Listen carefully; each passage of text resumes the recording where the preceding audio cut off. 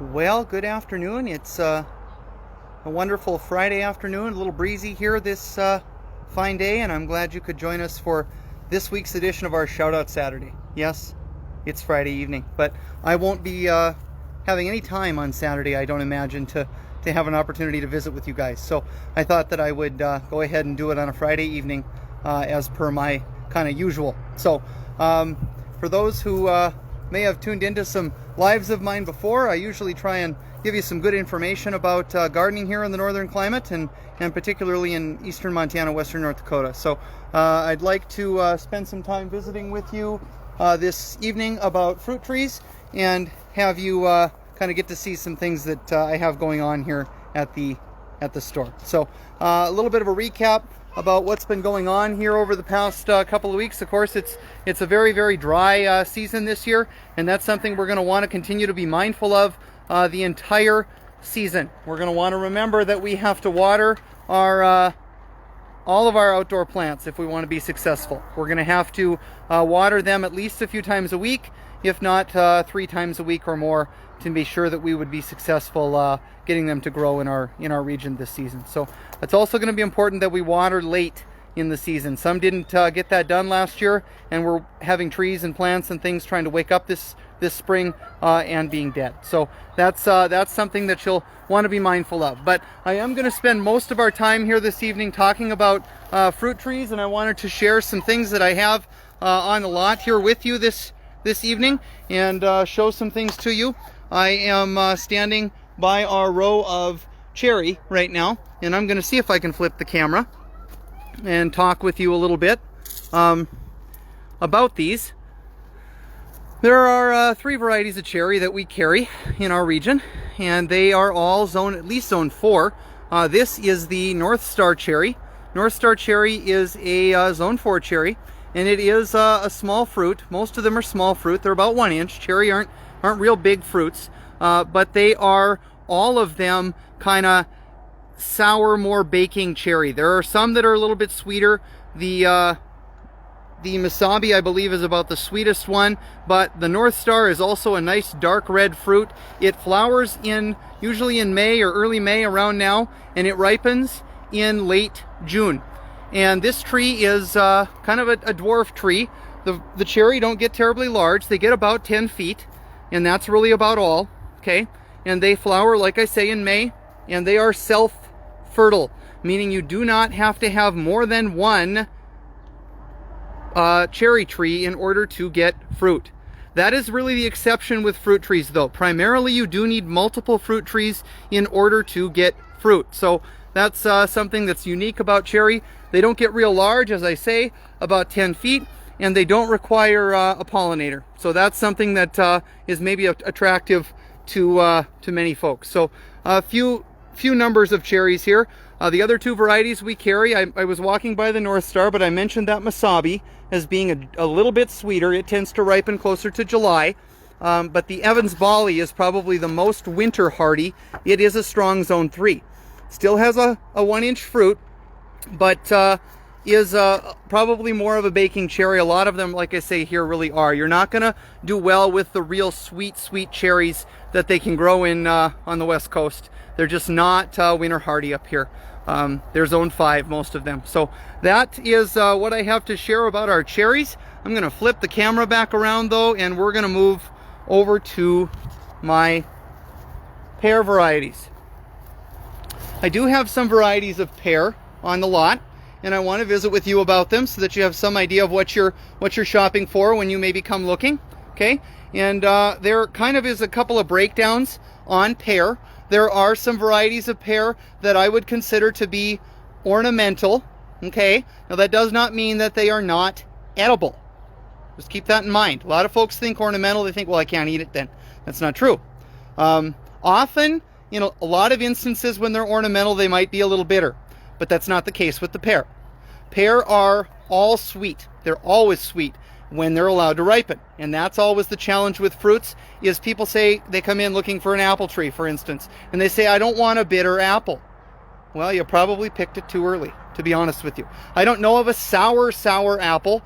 Some have a little bit of a crunch and a bit tart to them, but they're not sour. If they're sour, you maybe picked them too early, but also didn't allow a frost to occur and help to sweeten them up a little bit. But enough on apples, we're going to get back to those. Couple of varieties of the pear that I do carry, and those are separated into these ornamental and more traditional pear. The ornamental varieties, there's 3 of them that I try to carry: the early gold, the golden spice, and the Ur pear.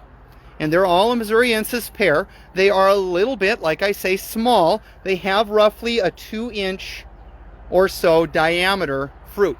They're maybe about 2 to 3 inches tall. They're very small, but they are sweet when they're allowed to ripen. Pear generally ripen around the month of August, generally, okay?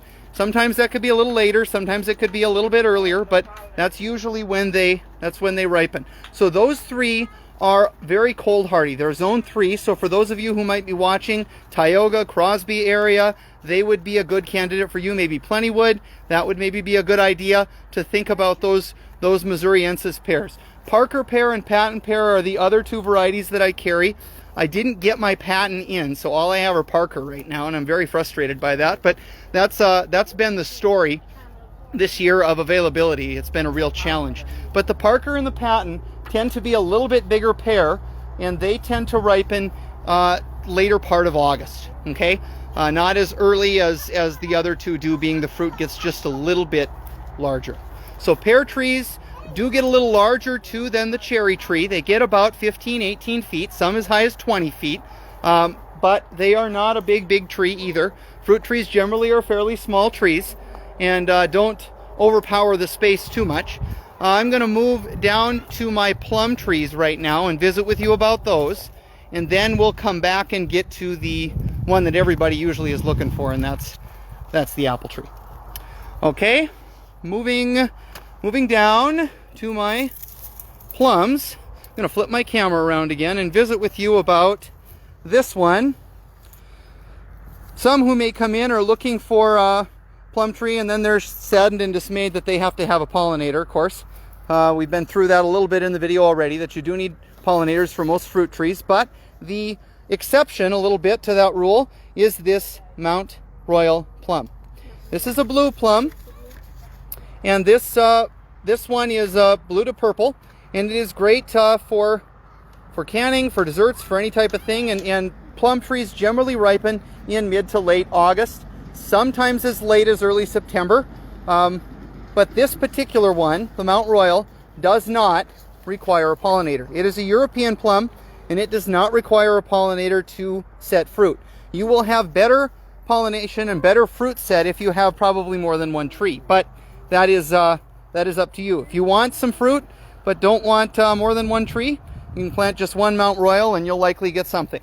So that is a little bit on that one. This next one, the Toca Plum, is kind of a purplish skin, yellow flesh, and it is probably the universal pollinator. If people are looking for a plum tree to replace one that died, they're not sure which one it was, I usually recommend that they get a Toca Plum, because that is kind of one of the longer flowering varieties, and it generally will help to pollinate just about any of the plum varieties. This one also ripens in mid-August.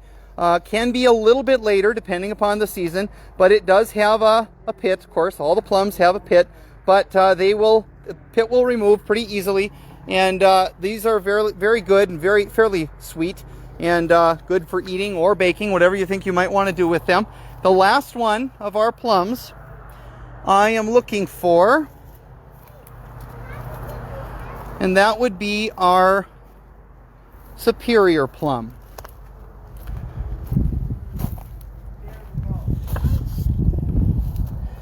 And here's the Superior plum tag.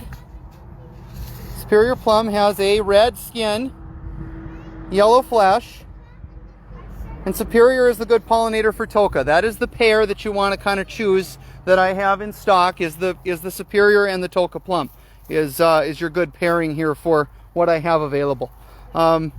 They are also ripening in mid to late August. That's the Superior Plum. It ripens in late August, sometimes as late as September. But they're a great choice too. Also has a yellow yellow flesh. It has a red skin, yellow flesh on the superior plum. So that's a little on the plums. I'm going to go now to our apples, which is what I have the most selection of. And we'll talk a little bit about apple trees. A lot of people have questions about fruit trees, of course, and that's why I'm doing this this live, is to get you some information about them. The apple is probably the most widely planted in our region.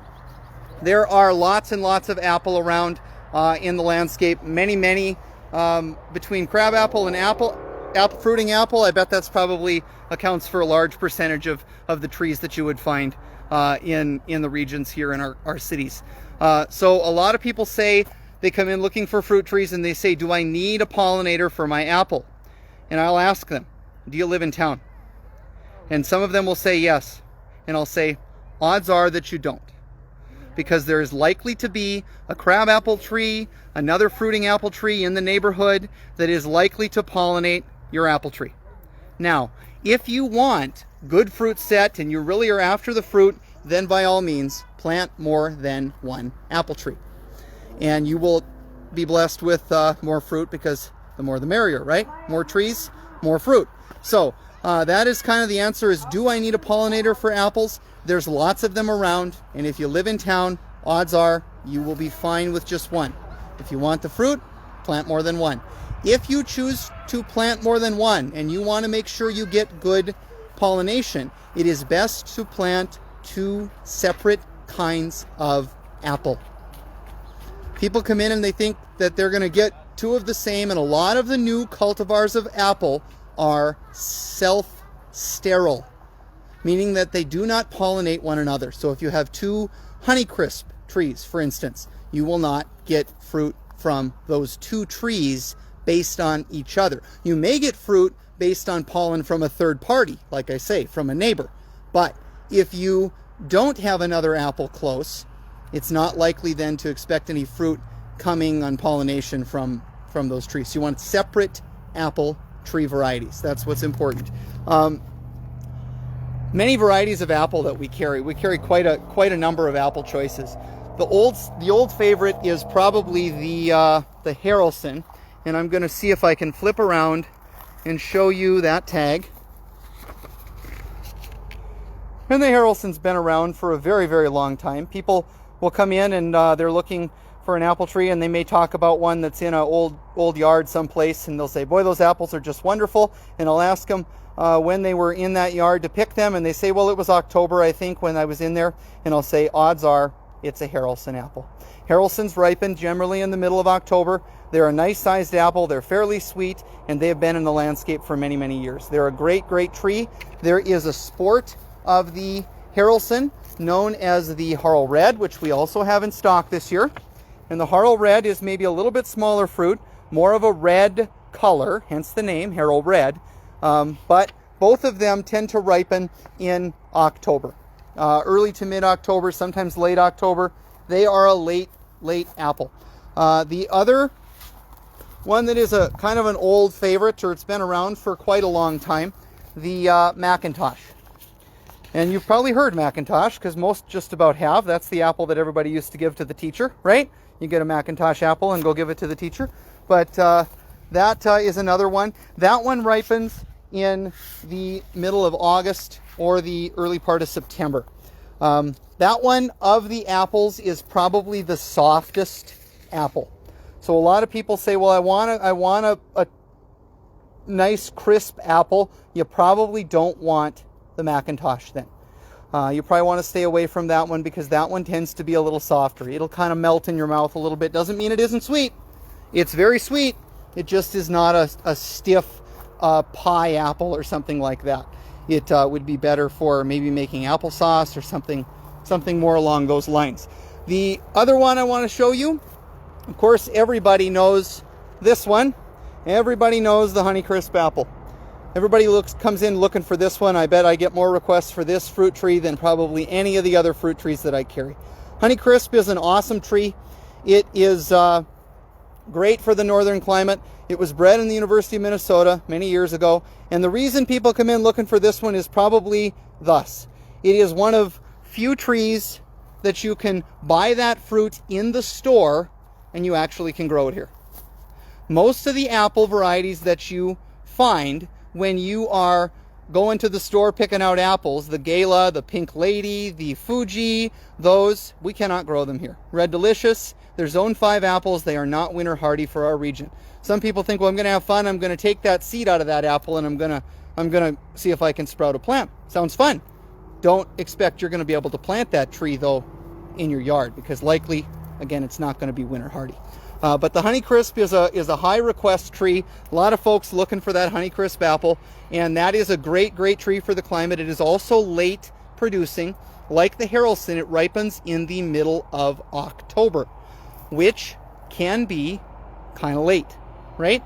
Can be kind of late in our region depending upon when winter decides to show up. Last year, winter showed up about the middle of October, and some people were out there scrambling trying to get their apples off their tree and ripen them on a table inside their garage or somewhere where they could let them ripen a little bit, cut a few stems or leaves off with them and kind of let them try and ripen a little more inside. But that is sometimes a challenge dealing with late season fruits, is to get them to ripen appropriately. I'm going to flip around to the other side of this row and flip my camera around again and visit with you about this one. This one is fairly new. I've just carried this one the last couple of years, but the Kindercrisp is the solution to that problem. I was just talking about how things are kind of ripening really late, and it gets kind of difficult, right, to get them to be harvested before they would get into the cold part of the season. And the Kindercrisp is the answer to that. It is bred to be earlier producing. So this one tends to ripen, instead of the Honeycrisp ripening in October, it ripens in August. Okay? And so it's a little bit smaller fruit, but it's still very good. Just like its parent, the Honeycrisp, it is a very good, sweet, crisp apple. Nice tree choice for the region, and it will ripen a little bit earlier. Ripen in late August, first part of September, 1st of September maybe. So that is something maybe to consider. I wouldn't choose a Kindercrisp, though, as my pollinator for a Honeycrisp. Same reason as the Harrelson Harrow Red. It's too close of a relation. Consider it to be sterile to each other. Okay? So the next one I want to show you is the State Fair. I'm going to flip around and show you the State Fair apple. This one is one of my favorites. It is a great apple for the region. Nice red fruit, and it is a September producing apple. A lot of times I will tell folks to pick when they're looking for apples, or going to decide that they're going to do that, and they're wondering what to go with. I will tell them to consider a late apple like the Harrelson, like the Honeycrisp, like a Sweet 16 perhaps, and pair it with a Kindercrisp, with a Macintosh, with a State Fair, something that is going to ripen earlier. That way you get some fruit in late August or 1st of September, then you get another crop of fruit in October. The last thing I'll spend just a half a minute talking with you about fruits is, in warmer climates, there are early, mid, and late flowering apples. It's very normal to have to look for the right apple to pollinate your apple because, again, they will flower at different times. For the most part, in our northern region, our spring season is too short for those different apple varieties. So we end up with, if they're zone appropriate, we kind of end up with them all set in fruit within the same week or so of each other. So we don't have to deal with the early, mid, and late like some folks do in other regions, for the most part. Sometimes you may miss them depending upon how things wake up in a season, but generally we're pretty good with them all pollinating one another. I do want to show you just a couple of other things about apple, and that is kind of goes for fruit trees in general. I'm going to flip the camera around again and talk to you a little bit, just a little bit, about pruning. What should you look for? What should you do if you need to? Should you prune your apple? Should you prune your fruit trees? Yes, you should. What should you look for? And that's kind of going to be something that's rather difficult for me to do over video, but I'm going to show you just a few things to look out for. Okay. One primary thing you want to watch for is you want your branches to have a good angle on them. This is an example of a good angle. Some will hear 2 o'clock and 10 o'clock. A 45-degree angle is a good branching angle for trees.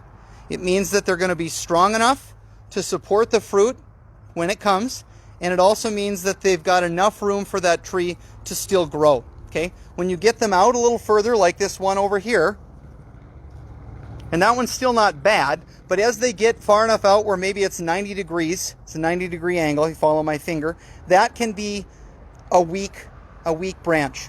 It can cause the tree to break when it tries to support fruit later on because the angle is not strong. So you want a 45-degree angle on your branching. That's something that's really important. The other thing you want to watch for is any inward branching, because apples tend to branch back into the tree. When they start to run branches out, they will run branches off both sides of their stems, and they will run branches back into the tree. So you want to look for any branches that may be causing problems by going back into the tree canopy. Apple are notorious for this. They require a lot of help when it comes to pruning. So you want to look for that. The other thing you'll look for on apples is something called water sprouts. And I don't know if I'm going to find any that are good examples of a water sprout here right now. I meant to come out here and find some before I did the video, but I didn't get time to do that. Here is a other bad example. You see this branch going out, this 90-degree kind of an angle. You also see on this node, this point where the branch attaches, is that we have more than one branch attached to that same node. That also is not a good idea because that makes that growth point extremely weak. Okay, so that's something else on pruning. I am looking still for a water sprout, not finding what I'm looking for, but a water sprout is when a branch coming out like so, kind of follow my finger, and a stem should shoot straight up into the tree. That also won't be very good for the tree long term either. So that's just a little bit of information on fruit trees. I do hope you've enjoyed this. I've had quite a few watching off and on here throughout the video. So if there are questions, we would love for you to send us a message. We'll endeavor to answer them as best we can, or leave us a comment in the comments on the video, and I'll do my best to try and answer them. We are open this weekend from 9 to 6 on Saturday, from 1 to 4 on Sunday. We'll be open, of course, Monday 9 to 7. So we look forward to seeing you. The weather should be just beautiful. I think that the danger of frost is over. I should knock on something hard though, because the second I say that, I'm going to be in trouble.